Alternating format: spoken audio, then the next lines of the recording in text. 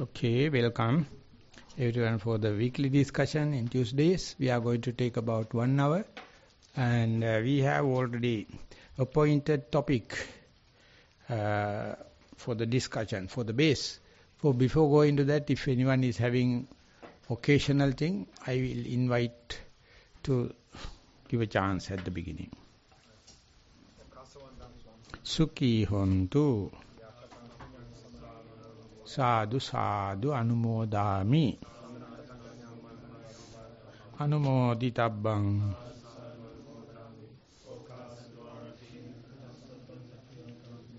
Kamami kamitabbang. Swapatvita. Swapatvita. Swapatvita. May you all be healthy, wealthy and happy.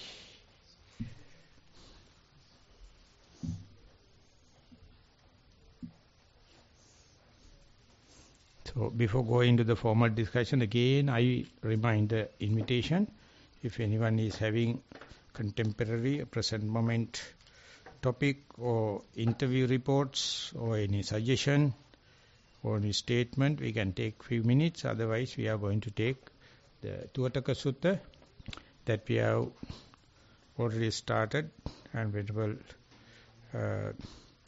Buddharakkhita will start with the point where we stopped last time.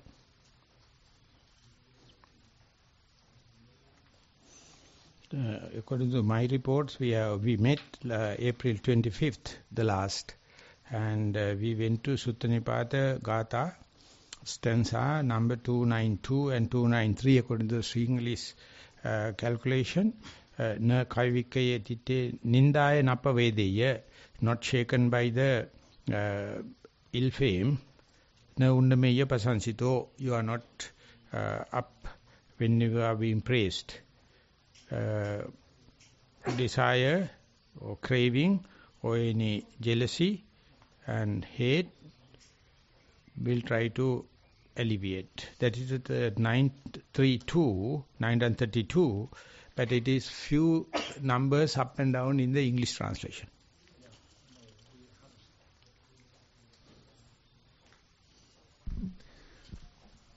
So, okay, if there's no other, nothing from online, the next verse is, a bhikkhu should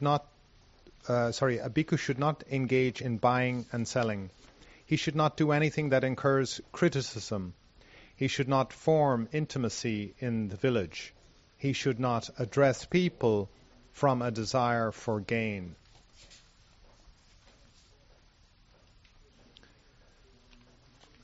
So here it's a kind of referring back again to the bhikkhu's Vinaya.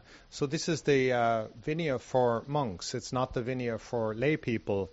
Obviously lay people engage in trade, in buying and selling items. And however, as mendicants, as people who are dependent on the alms offerings of the community, the rule is that we should not engage in buying and selling. So there's nothing as such morally wrong with buying and selling or trading. However, it's a great distraction if you have to think about business, if you have to think about buying and trading, if you have to think about a commercial life, if you have to think about a professional life, you're always, it occupies a great level of your mind, is this, the intricacies of business or trading, of buying and selling. And so it's a great relief, it's a great freedom to not be engaged, to be free from engagement in buying and selling.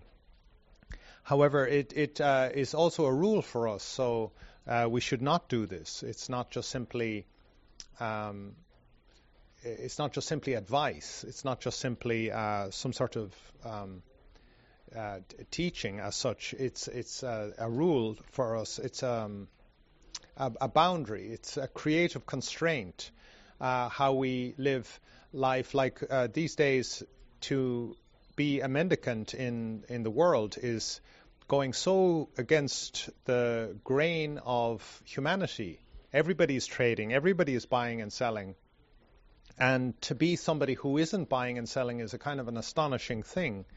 And people will ask me regularly, like, how do you survive? How do you do this? How do you do that? You know, how can you exist? So it's on the one hand, initially it's a challenge. How do you have to be out of debt, you have to be free from debt, you have to be free from government service, you have to be free from any bondage to become a bhikkhu. And so you have to have actually wealth. Sometimes I joke with some of my students and say that they're in more debt than I am because they owe mortgages and car finance and all these other things, that they're minus, whereas at least I'm zero. You know, so sometimes they think that I have nothing. And I'll say, yes, I have zero, but you have minus. You have less than nothing, you know. So it's you need a certain level of wealth actually to become a monk. You need to be able to have the support of a community that is wealthy enough to support monastics. And again, people will point the finger and say that Sri Lanka or Myanmar or somewhere like that are incredibly poor countries. But actually, they still have the wealth and the generosity to support mendicants. And it's kind of notable when you go to rich areas. Sometimes I'm in London or Australia, and they don't have the generosity to support the monks, and they view you as a criminal or as a thief or as a beggar or a vagrant if you're on alms or on pindapat. And they don't understand that we teach, our teachings are not charged for, and they think that this is a kind of a scam. And so this is coming from a great level of scarcity in mind, in thinking. And whereas in Buddhism we have to cultivate an abundance, that there will be enough. So even though I don't have an income, or I don't have trading and buying and selling as a way of supporting my livelihood, I have to have confidence that tomorrow there will be another meal, or tomorrow that there will be a roof over my head, or something like that. So this has to, I find in my own life, I have to think abundantly. I have to think that there will be something for today and tomorrow, and just keep putting one foot in front of the other, and to deal with my own anxiety or my own worries about is there going to be support? Is this a supportive area? Or my relationships with other people, that I will have support, especially in times of need. And this takes a kind of a certain level of confidence or inner strength. And this is something, an aspect of my mind that I have to cultivate. And whereas there's people like, I know many people personally where it's just never enough. They have no inner strength, even though they externally have great prosperity. And they will tell me that their millions is never enough, is impossible. It's just not enough. So for me, wealth is internal. It's a very personal thing. We need enough and more than enough to meet our daily needs, to meet our food, health, medicine, shelter, clothing. But when it goes beyond that, we need to be very careful in our mind about what is enough. And that this property of the mind of enoughness beyond necessities is a mental property. Less than necessary is definitely a physical property. If you haven't got enough food, if you're in a very poor situation, in a very poor place, then yes, it's a very physical thing. But when you're in a place of abundance, it's a very mental thing. So this to have a skill, to have a command over this division, this line in the mind between not enough and enough and more than enough, is a great skill and a great freedom to occupy that space where one has enough.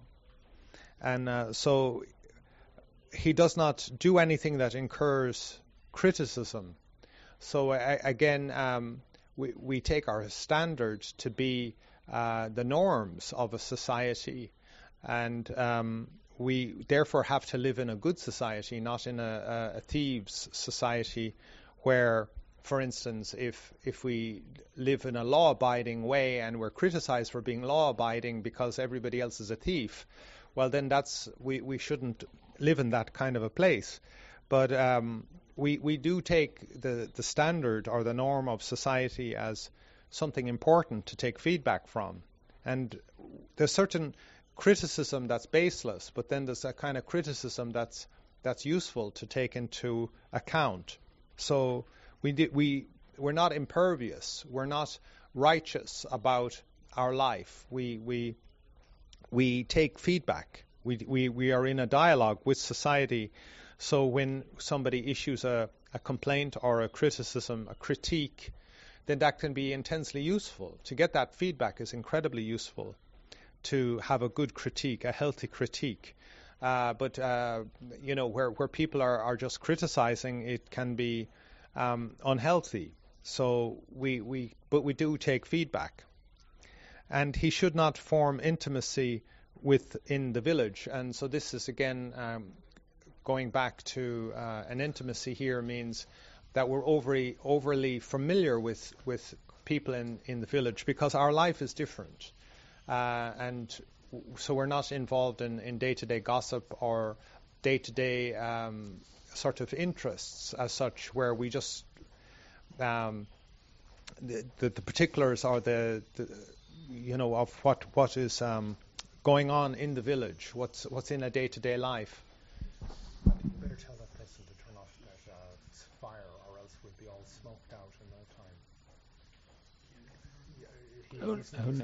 He's not aware of what he's doing. Look, can you go and ask him to put it out, because he's not conscious of what he's doing. කවුද ඉන්නේ පල්ලෙය? හරි. මේ කියන්නේ මේ පොට්ටනි ගාත් ගන්නද? So these intimacies are not just sexual intimacies or physical intimacies. It's just a deep intimacy of just being involved with everybody and caught up in business. And then he should not address people from a desire for gain. So again, this is where monks can be manipulative or suggesting that they want stuff. Again, here comes back to this point that I was making earlier about what is enough. And people who are seeking gain, they are not enough. So they find the challenge of being a monk, of being a mendicant, too much. That they want to have a padded cushion around them. They want the scaffolding of materialism or wealth to hold them up. They don't have that inner strength. They don't have that inner character that is the true strength, is the true thing to be relied upon. So they have a desire for gain, and they manipulate people, or they're suggestive, or they create obligations on people, or they'll do little things. They'll give a little gift because they want a big gift back, or something like this. So we shouldn't. It's this desire is the problem, and this imbalance in one's mind that one doesn't know what enough is, and therefore they're seeking gain as a way of propping themselves up and developing a nest, and not really understanding what enough is, and understanding that wealth has its place in the world, but once it has achieved its function or its role, then we have more than enough, and we can focus our minds on spiritual wealth, which is a far greater far more valuable thing than mere material wealth. Anyway, these are some ideas on this sutta verse. Maybe Maha Thero can add. Anyone who wish to contribute about this exchange theory in the life? It's called exchange theory in social science. In and out. No, he's happy. No, I just gave a name. I just gave a name for this theory. So you can start.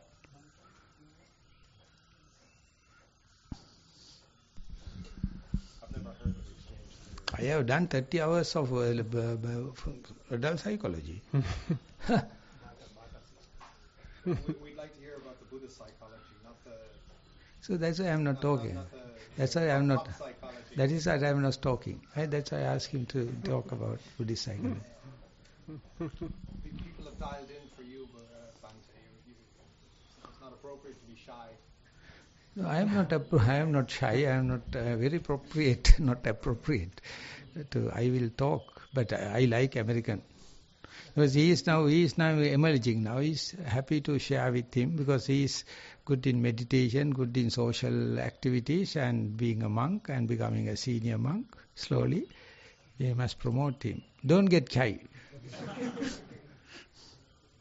Yes, welcome. Excuse me, Maha Thero. Yes, I guess I give my own kind of experience of this. I noticed when I started meditating when I was a lay person that I had an apartment and it was full of all sorts of things, and for some reason when I started meditating I started getting rid of a lot of things, and before long my apartment was almost empty and I just loved it. It felt so spacious. It was actually there was a high ceiling and it was an old building, and I painted the walls like blue and like light blue and some pink colors, and it's very light feeling, and there was a lot of space. There were windows, and there was a lot of light could come in. But it felt so good just to get rid of a lot of clutter and material things. And I guess up until that time, I was pretty much a consumer and, really engaged in buying. I had a decent job and bought a lot of things. But it's interesting how, at that point, I started to study some Buddhist teachings, but really I was still working and everything. But it's just interesting to me that just meditating got me less interested in material things, and a lot of clutter went away, and a lot of things I would look around and think, what do I use that for? What's the purpose of that? And books and things. And so that was just the observation. It's just interesting how meditation can have, just meditation alone turns your mindset around. If you're, I don't know if that's true for everybody, but it was true for me. So that's all. Thank you, Swaminatha.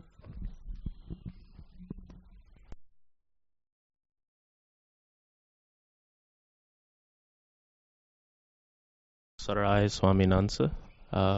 Thank you, Mahasangha, for all of your comments so far. So, in the previous discussion that we were having with Venerable Chandaratana, I believe this was last week. We were talking about more or less what happens when monks give up the traditional ways of monks, essentially, like when they start accumulating wealth, when they start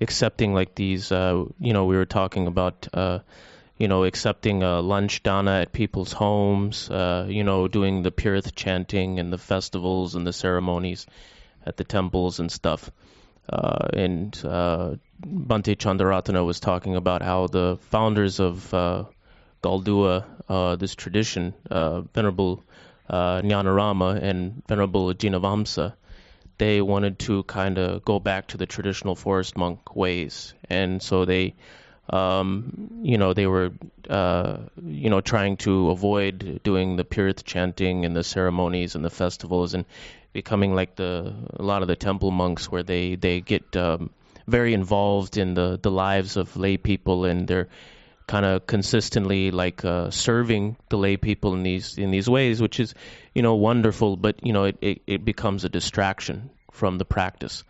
And so Bhante Chandaratana was saying that the founders of this tradition, Galdua, Venerable Jnanarama and Venerable Jinavamsa, they wanted to kind of go back to the traditional ways of forest monks, and they wanted to avoid getting involved in these kind of like social activities with lay people, like the Pirth chanting and the festivals and all the ceremonies and stuff like that. And so, it's important to highlight the importance of sticking to these traditions, like living at forest monasteries or living out in the forest, and devoting and avoiding these kind of these activities like the Pirth chanting and the social work and all the ceremonies all the time, and avoid. It's important to avoid accumulating possessions like wealth and nice robes and stuff like that. I mentioned to him that when I was out on my 7-day trip, this was when my parents and brother came to Sri Lanka, just recently. I was out for 7 days, and I was in Colombo, and I spent an evening at a study temple in Colombo called Vajirarama. So I just spent one evening there, and then I left the next morning. But there was a Ukrainian Samanera there too, and we went for Pindapata, outside the temple in that area surrounding the temple. The next morning we went for Pindapata, and there were people in that neighborhood. They were trying to give us money, and so we refused all of it, But this is,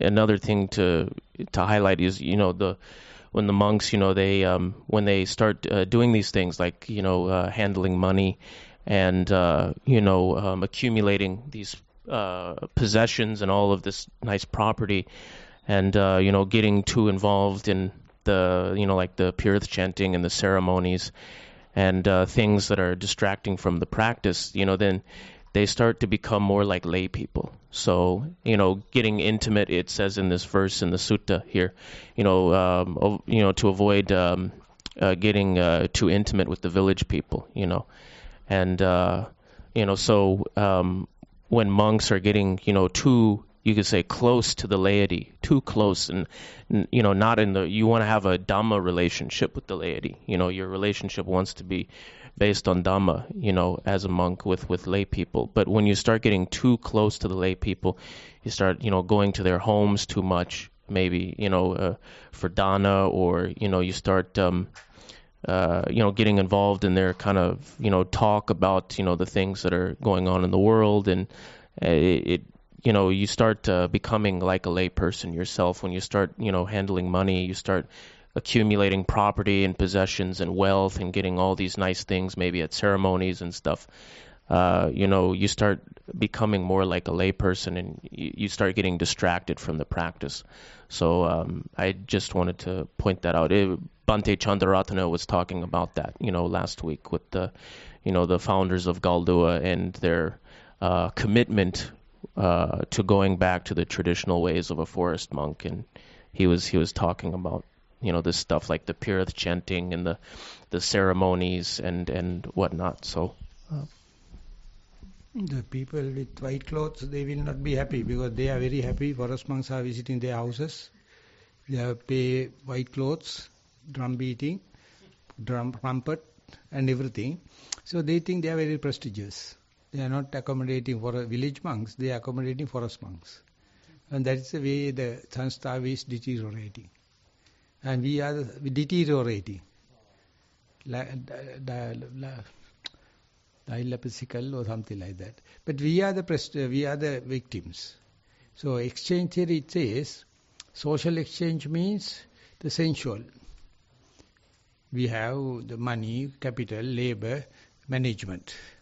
Though that is the way for the last 200 years whole civilization changed. But it is not only that, internal exchange. We see something and we give something. We hear something, we give something. So internal exchange also happening in each and every faculty.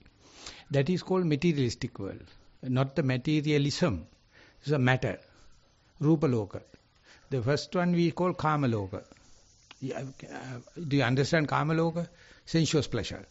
That's a prestige. That's UN, HMF and monetary fund and everything is money. And they end up with the sex. Sensual and sexual. And that's why we are learning. That's why we have become a lay people, and even the monkhood we are trying to ride the wave. But besides that, we have internal exchange. Always we see something and we give accordingly. We develop knowledge. We hear something and we develop academically we are higher. The more you develop, we become more you prestigious. You are being accepted by the academic world. Not like the materialistic world. That's all the business people. This is academic world. That's internal. And then you have the subtle matter. You do with the breath or something like that, and breath become very subtle. And then you have neva sanya, na sanya ayatana. You have a perception about the perception and no perception, neither perception. So it is not with sensuous pleasure, not with the social level, not with the exchange level of the seeing breath and see the in-breath, left and the right, but very subtle level. So still the exchange. So Buddha says, so much so we are in samsara. But we people gathered here not appreciating much about the sensuous pleasure. I mean, we have done some certain amount of renunciation. I don't know whether you all agreed. That's why we are here now. That is the greatest. That cut off more than 80% of the repercussion, friction. But we are not appreciating it. We think if we were at home, we would have been better. We have air conditioner, we have the access to the vehicle and cars and kinds of. But when you come here, I mean, you have to appreciate it. That appreciation is called the living in the present moment. You have done a big job. But if you are not appreciating here, if you are not happy here, still you are desperate, I have left behind, so a lot of things like. But no, we try to have discussions, we try to have meditation, everything to appreciate the present moment, so that you can be with the breath. Breath is neutral object, material, or rupa loka. And then unexpectedly, the sensuous world as well as the material world, the breath becomes subtle. Then exchange here become completely topsy-turvy. You don't know, no breath is better than gross breath, or gross breath, medium breath and subtle breath. How to work with, because you have done with the sensuous pleasure exchange. Kaya vikkaya, kaya means the purchasing power. Vikkaya means selling power. Kaya vikkaya. Kraya shakti in Pali we call. That becomes something, become commodity. You know the difference between the thing and the commodity? Commodity is something sellable. It is come to the supply and demand theory. If it is not a commodity, it is in the forest, wood available, it is not a commodity. There is no supply and demand. When the supply and demand happen, if you know how to do it, you are a very good entrepreneurship and you can earn money. But if you are in the meditation, if you be with more with the breath, you are prestigious. Because it's a great job to be with the breath, be with the matter, be with the rupa, not the kama loka.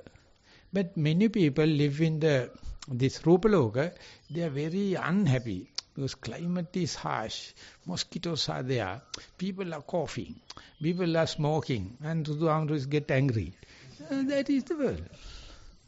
Can't help. But whenever breath becomes subtle, breath never becomes subtle as far as you are aggravating, you are violating with these things. Because that's the nature, that's the evolution. Our mind reacts, not now to the sensuous pleasure, now to the material world. And when it becomes subtle, it will never become subtle unless otherwise you are at peace at the material world, Rupaloka. When subtle happen, Niva Sanya Na Sanyayatane. You have sign or perception or no perception. Still the same. Still the exchange theory. So this scientist, I can't remember, Emil Durkheim or something like that, I have spent time.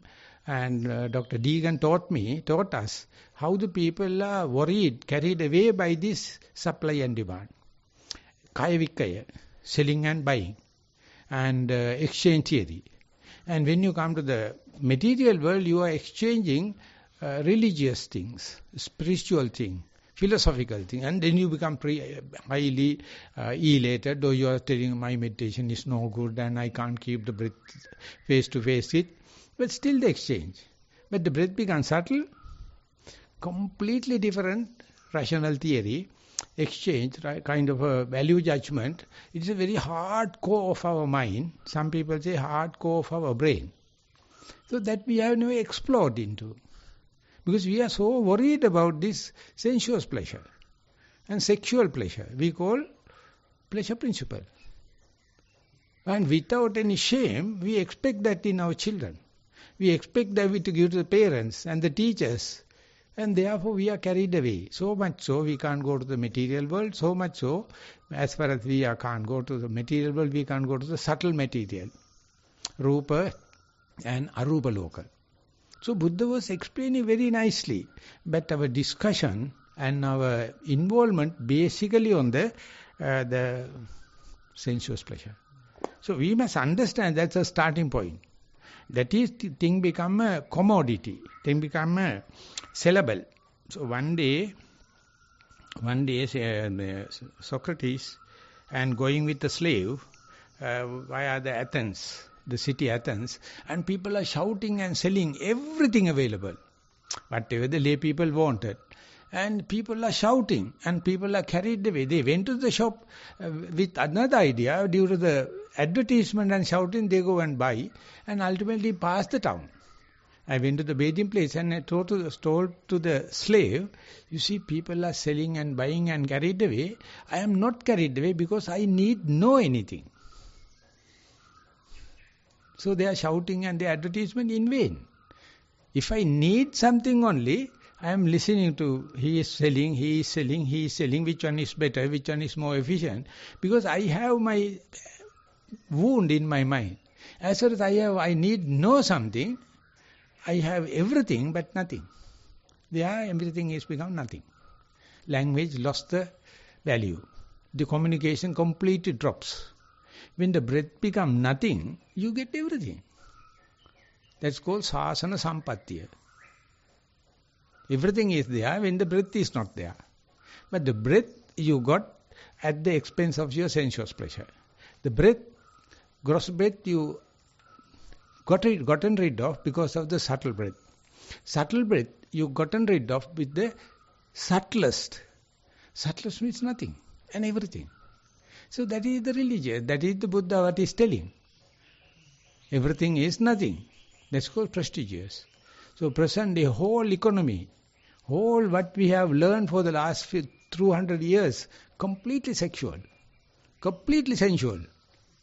I am a very, very good example because I have learned a lot. I am above average. And I became a monk. I am shouting. We are on the wrong track. But not too late. I introduced mindfulness as a mindful school. Whole Sri Lanka, at least at the policy level, they are ready to accept. Then I say it is not the big damage they have done by these bloody foreigners came and killed us because of our craving. We accepted them. We thought we are very civilized. We thought they know the rules and regulation and all the kind of thing. But you go to the Vinaya rule book, monastic rule, everything is there. If you go to the parliament and see the rules and read where the ordination hall, what we do, exactly the same. But we got it everything from the UK. What a fool. I told the secretary, he is a good friend of mine, and the assistant speaker, Are you get angry when the parliament members are fighting each other? No, Bhante, I have done my meditation. Today parliament is a joke house. It's not. But still he's accepting and protecting the American law, UK rule. It came from Vinaya book. But it is not related to the sensuous pleasure. Of course, it is the starting point. And then the material world, Rupa Loka. And then Arupa Loka. Still you are in the same mill. Then you have to be indifference. No liking, no disliking, no selling, no buying. And then, Professor Padmasiri is telling, there is no buying and selling. There is no confidence in that. You lose the motivation. Motivation is coming because of the exchange theory. You are motivated to become moral. You are motivated to become the concentrated or calm and quietness. You are more motivated to become insightful because your drive. Drive comes from the Kaya Vikaya. Drive comes from the supply and demand theory. When Jnanananda is telling, we are guinea pigs. In the experiment, and then, no, I am not finished. You can't even tolerate the smoke. You are so angry. I never felt even. Some feedback. You've entered into a vacuum of where No, that is, you are always telling, I am leading to vacuum. I am very happy, I am leading to vacuum, because you lose everything and you get nothing. And that is not vacuum. That is difficult to communicate. I am very happy about the feedback, but I will give you. So therefore the Buddha is starting with this sensuous pleasure. Kama loka, kama tanha. does not do anything that incurs criticism. It says here. No criticism. You read the Upavada, not the Upavada. That is not the criticism. No, you have to read Upavada. Don't translate it as a criticism. It's finding fault with others, not the criticism. Constructive criticism very well accepted. So this is a wrong translation. So why are you shouting it down? No, I am not shouting. That's why I gave others the opportunity to see the big picture. We can't find fault with others. We are in the same, either in the sensuous pleasure or material world or subtle material world. Still we are in the same boat. So if we know it, we become monks. We have some messages to others. So therefore we can't say lay people is bad, or the samatha people is bad, or vipassana people is higher. No. Because still we are in the same bhava. Kamatanna, bhavatanna, vibhavatanna. So to see this, we have to do tupsi story. We have to our rational thinking, our rationalization completely different. So that you lose yourself. Rationality and motivation, everything come out of ego. When the ego is losing, the main reason is matter is becoming subtle. So that we can't tolerate. So that is what individually we have to understand where are we, what is your orientation, what is your pivotal point, what is your benchmark, and with compared to the whole picture Buddha given. But the economists also give the supply and demand theory. That's easy to understand. But we are beyond that. As you mentioned, we are depending as a beggars, getting it. As you mentioned, still people, even the monks are going to the prestige, going to the materiality. I mean, that is the motivation. Present day education system, completely they accept they have mismotivated children. Because the teachers do not know. They are not living in a country where the Buddha is accepted. They are talking about the nonsense. Isaac Newton, Einstein, bloody nonsense. They don't know even the Buddha arose in the world. They become world because they wanted to cut off communism. They wanted to cut off other teaching. They suppress it. Only the capitalism. And we are very obedient followers, Sri Lanka. Very obedient. I am also, I am a very, very successful product of the free education. But I learned conspiracy theory.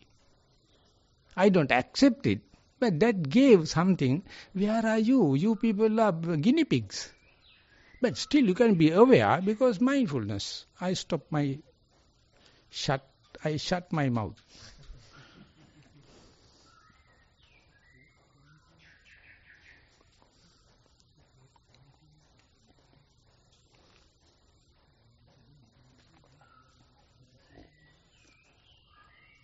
I will present the Pali so that the... So yeah, the next sentence is he should not do one anything minute, 1 minute. that I will incurs just tell the Pali Gatha. Yeah. Kaya vikkaye na thitteye upavadam bhikkhuna karayya kohinchi gamecha nabi sajjeye labha kamya janang na lapeyya mahana kraya vikraya nosituneya. Selling and buying ek pihitanne. Kimi mahana bhikshuව අභ්‍යන්තර බාහිර කිසිදු තැනකී උපවාදන කරන්නේ non reaction කාටවත් දොස් කියන්නේ නැහැ අපන්නක තියේදී උපවාදන කරන්නේ ගම්හිදු නොලැගෙන්නේය not always going to the villages not always going to the laity they go for pindapata and that's it come back and you have to go pindapata. It's a good character, it's a good trait, but not stagnating over there. නොලැගෙන්නේය ලාභාශාවෙන් ජනයාට ලපණය නොකරන්නේය. Not stimulating people to please give me. Don't promote the dana. Promote the dana to their own benefit. But present day, it become a mantra. Pinkang, dana. So every monks are always preaching.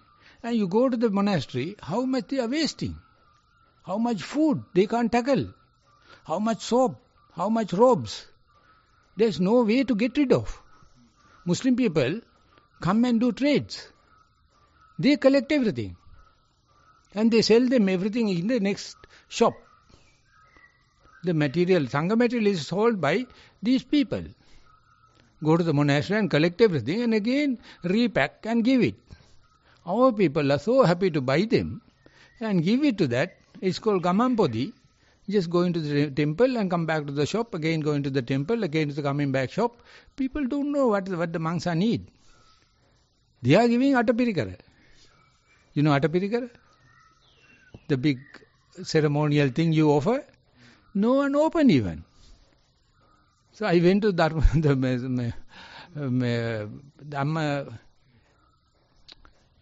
the Kispuro temple, Dhammasarana, the whole wall filled with Atapirikara. They are bringing it from Sri Lanka.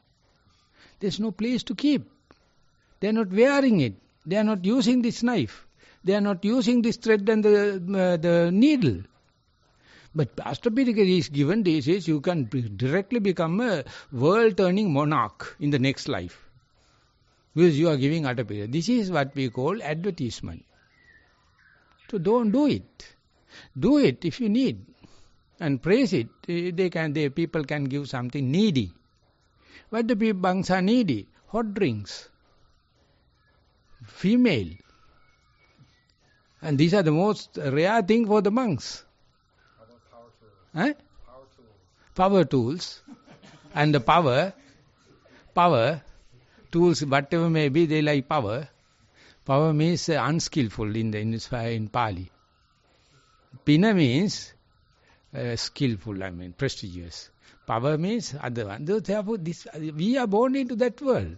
When Dhammika wrote 10,000 words, the broken Buddha, they published it. I told him, why you are doing this nasty thing? The Bhikkhu Bodhi also told me. But I never thought of publishing it, but someone published, so therefore I gave the authority. So therefore, nothing to hide. We are in the jam. We are in the boiling pot. So we can't find fault with others. But anyway, we have a hope. We have a lightening silver light in this dark cloud. That I call mindfulness. Yes. So I'm reminded of something I asked you, we were discussing about 2 weeks ago, and I was asking, we were discussing this big launch of Mindful Nation, And finally, that we can have this mindful nation where we don't have this obstruction within Sri Lankan society to even teach meditation as a basic skill for the people. So this is like a new level for the whole society to move up to, where mindfulness can be just as common as water in the country, where it can be the benefit of just being born in this location, that we can meet the teachings of mindfulness and learn this mental skill, and that we can have mindfulness in daily life. We can have mindfulness in all activities of life. So this is like a superpower. These days, people in the West are very excited about AI. So they want artificial intelligence being added to everything. Driving plus AI, business plus AI. But the real super intelligence is mindfulness plus daily activities, mindfulness plus life. And so this obstruction that has been existing in Sri Lankan society against mindfulness as a basic human right, as a basic education, just along with ABC, we have mindfulness, ABC M, where we know how to read and write. We have the 3 R's, and we have mindfulness. So it's a wonderful thing. But we were discussing that, and it was a big occasion to launch this mindful nation. And I said to you beforehand, how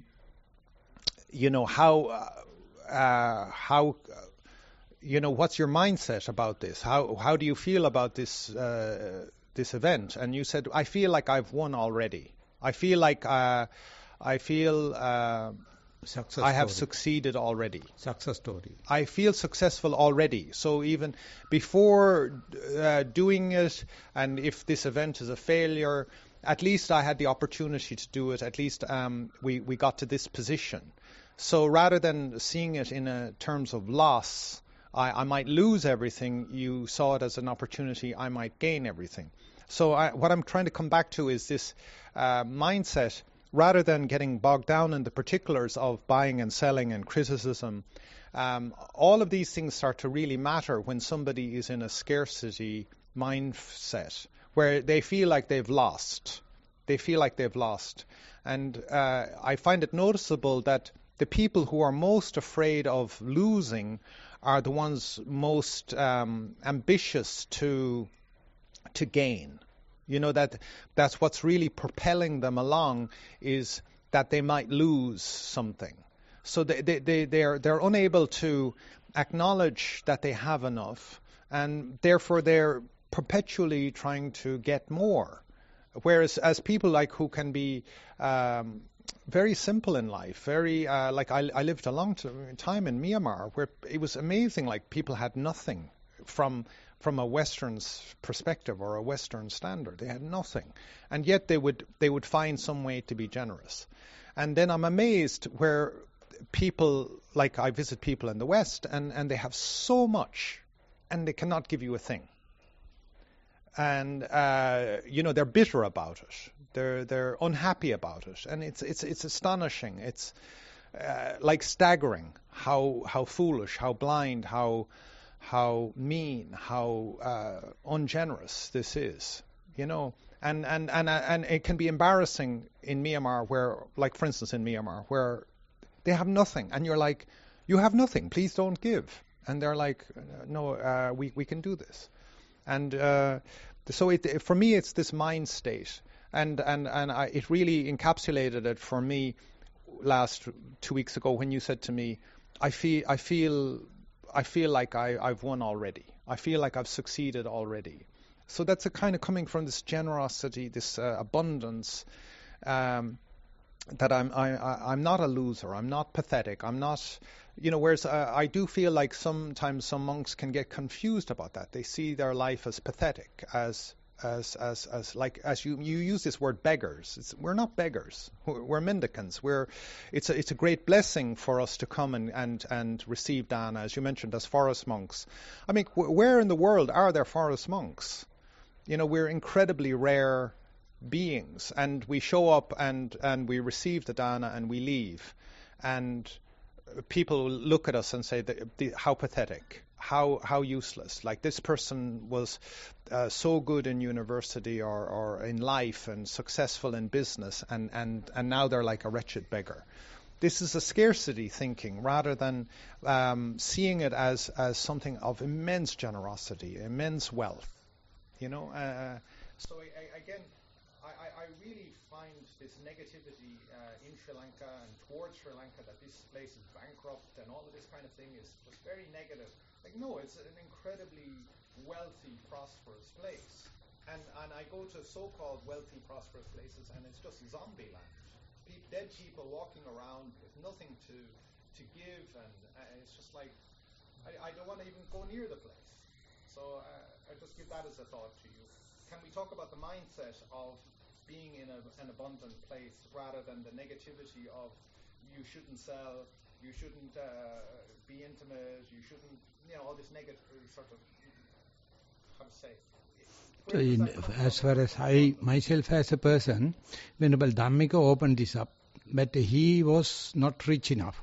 He introduced me to Venerable Jnanaponika, and he wrote Power of Mindfulness. The Godwin was the first person, I would say, got the idea. He's a pope, he is nothing. But he started Nilambe, and it was a heaven for me. I am prestigious, I am gaining the degree, postgraduate, and the foreign job, and every facilities, but I felt I have to go there and see. And then I had my indebtedness to the English-speaking Buddhists. So it happened me to learn English. Not that I am slavery. You are also in the same. I have someone to talk. We are not agree, that is different issue. But you are coming from different perspective. I am coming from the village. I am a village bumpkin. But I am more than you. Because I have my prestige. That's why I directly take to the Prime Minister, to the President. You can't do. I am a forest monk. I have never come to the places like this.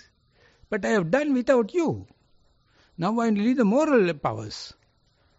Give me. I am making Sri Lanka as the universal village. So Gangarama monk, he told, Bhante, that is what we started everywhere, take everything you can do. Sarvodi has done so much of, they will also share with me.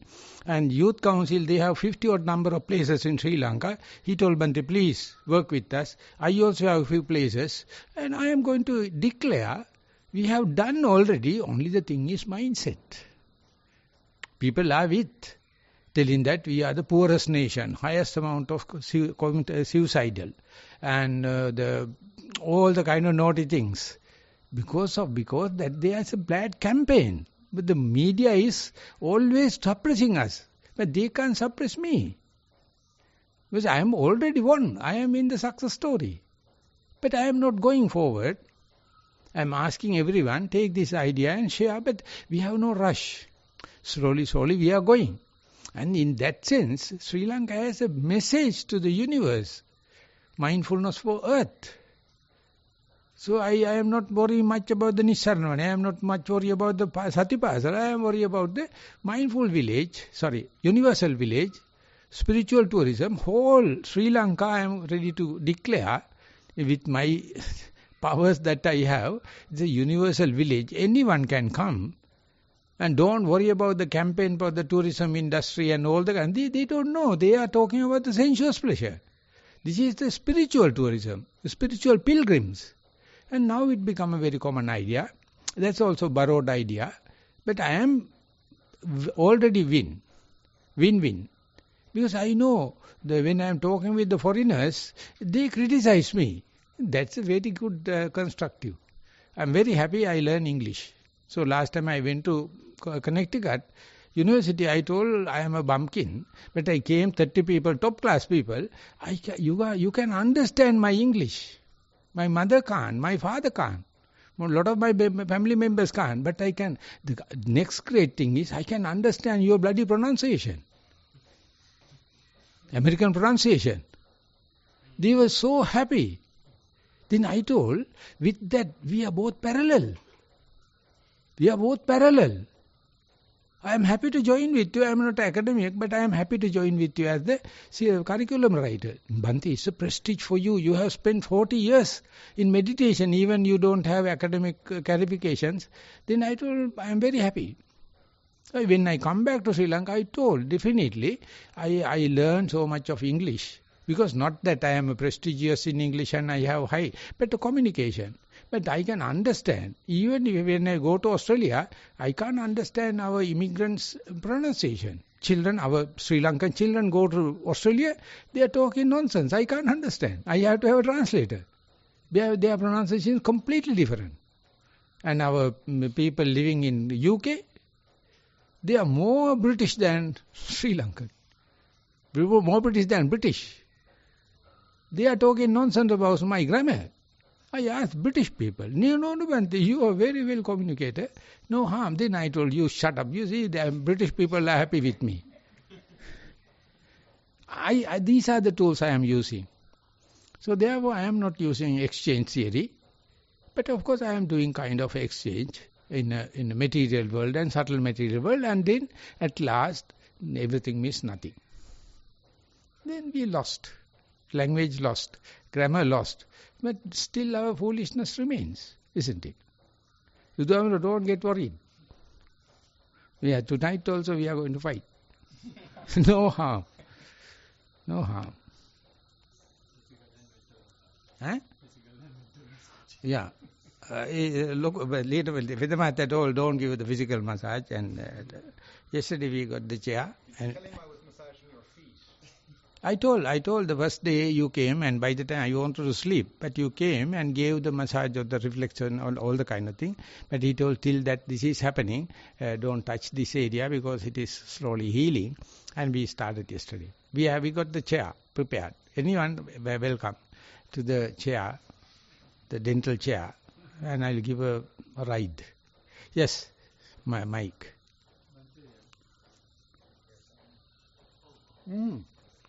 He asked first. American. He's already spoken. No, that is not a disqualification. Anyway, I am not Upavad. I am not criticizing.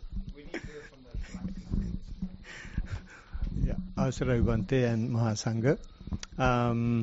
In this sutta, it was very attractive to me, not just because of the things that we have discussed.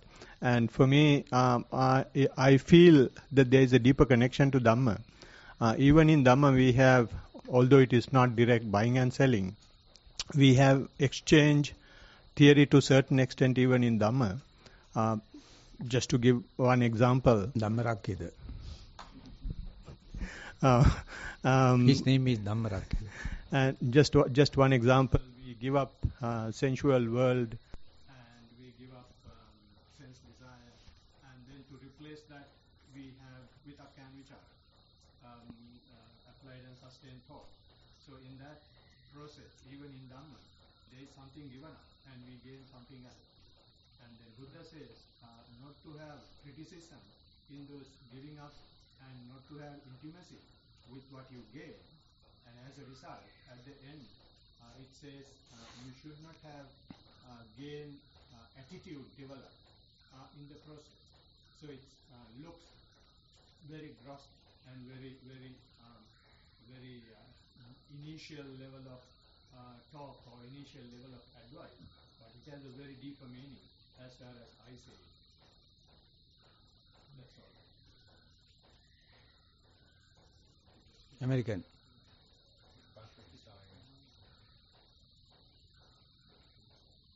Sarai Bhante.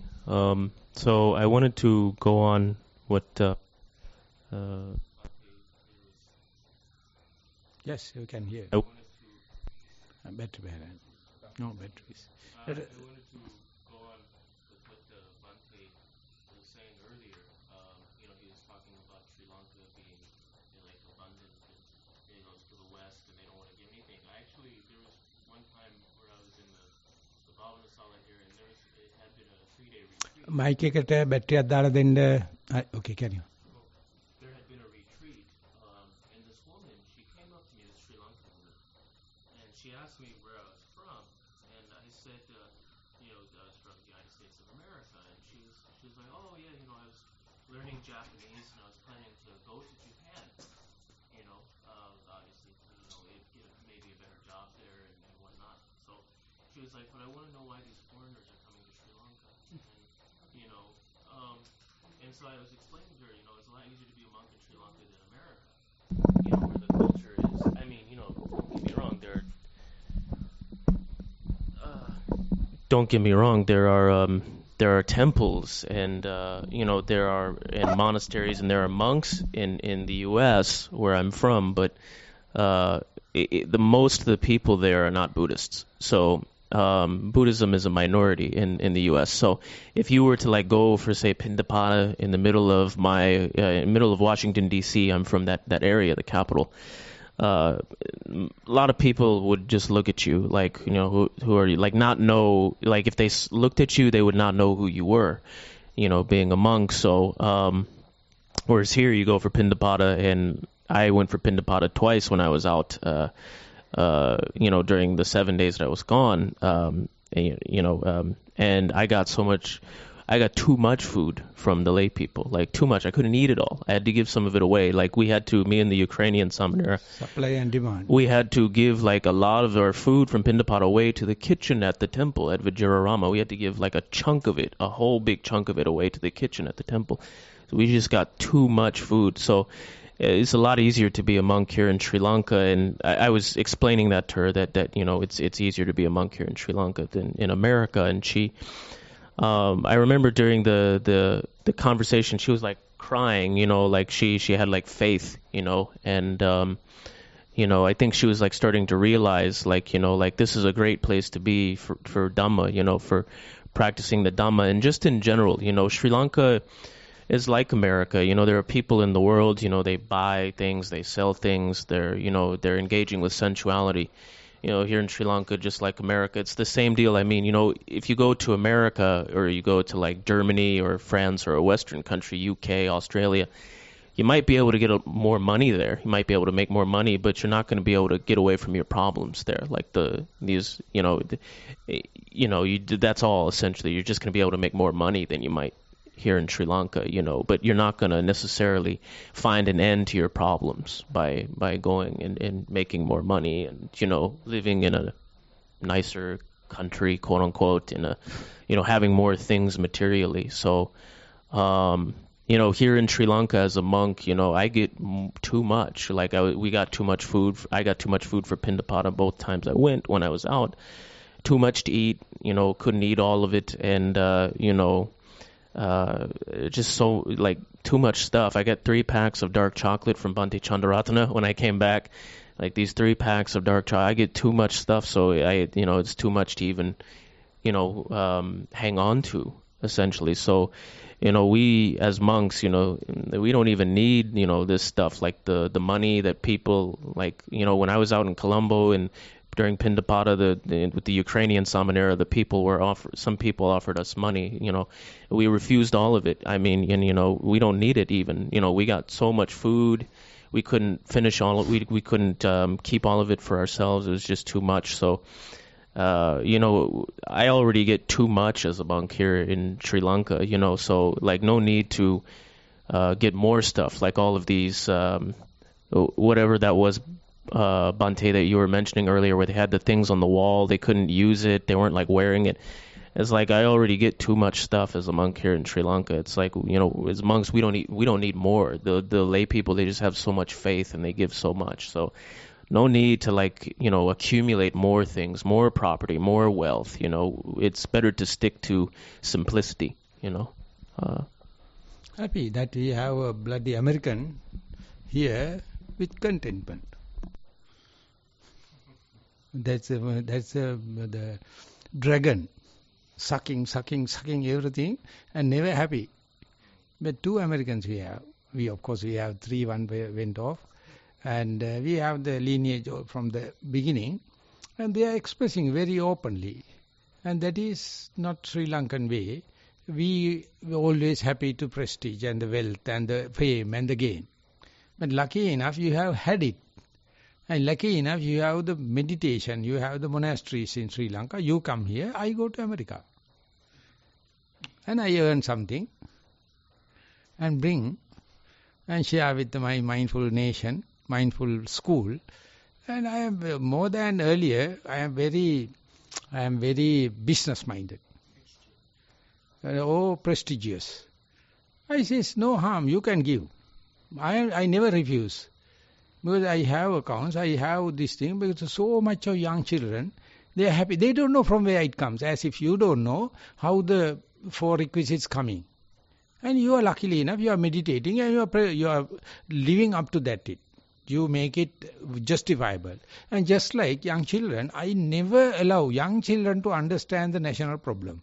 Young children to understand the psychiatric situation. I just share with them as much as already available, already mindful master trainers, and I just go there and I need something. I need the transport and kind of thing. I ask them, please economize it, use it in a frugal way. I am earning from that and I give it. And slowly I am giving it to the education department bill. I am slowly going into the health department bill. And I am going to nationalize it. But till that we need it. So therefore, whenever someone is offering, I just have a kapakaru with me. You know kapakaru? Kapia. So I say, I am not handling. Please ask him. He bring it to he went to the Malaysia. He has no pocket. He put everything into the Nissarana the account. He says, Bhante, so much I put it. And I say, thank you very much. I use it. So the Buddha has given all the lines, all the way how to tackle it in a diplomatic way. And just like a village lad like me, or you people like having the already born lucky people, we all are in the same, with the mindfulness. And this discussion is the platform where we exchange. This is an exchange. Kaya Vikkaya. This is selling and buying. This is like a village fair. Okay, now time is up for the Pindapata. We are winding up the discussion in the good time. That means 1 hour is good enough. Thank you very much for the participation. Sadhu. Maha Thero. Thank you for your great teachings today. Welcome.